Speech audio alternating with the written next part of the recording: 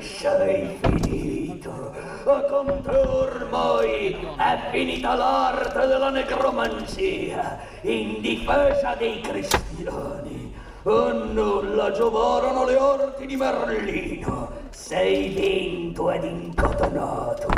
Né la tua potenza, né quella del tuo Dio seppero difenderti. Ti impiccherò ad un albero di questo bosco. Rovanza ucciderò Rinaldo ed il miserabile Orlando. Sì, e fra poco la Francia cadrà in potere di noi pagani.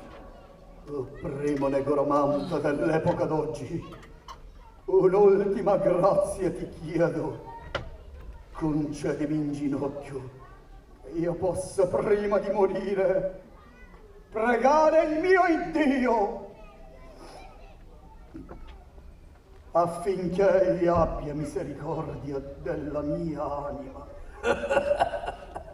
Te lo consento. Prega, sciocco. Prega il tuo falso Dio.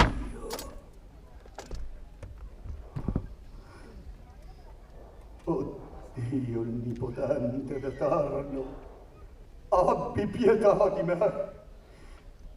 O Gesù Nazareno, che patisti sull'aspro legno della croce per redimere il mondo, non fare che per opera di un perfido incantatore una donna nemica della tua fede si porti il vanto di abbattere le chiese e i templi a te consacrati.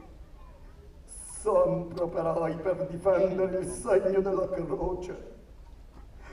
Se per tuo volere presi l'arte dell'inferno, me ne servii per aiutare i cristiani nel tuo santo nome.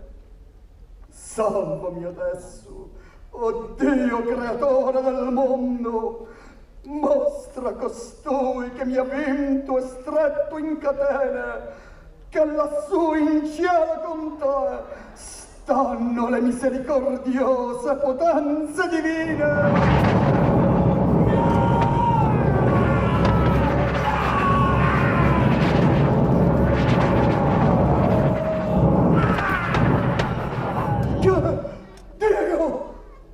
Dio mio, hai ascoltato le mie parole, o messaggero divino, sei qui.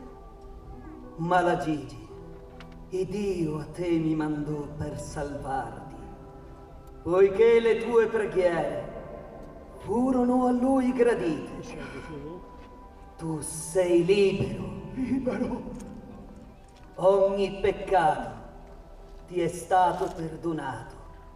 Il Dio ti vuole in vita affinché tu sia il flagello di tutti i maghi che cercheranno di calpestare la sua fede.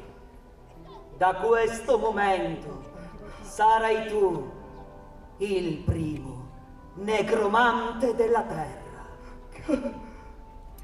Cosa ascolto? Miracolo! Oh, ti ringrazio, mio Dio! Onnipotenza divina, creatore del cielo e della terra, mi hai confermato ancora una volta nella tua immensa grazia. Nella tua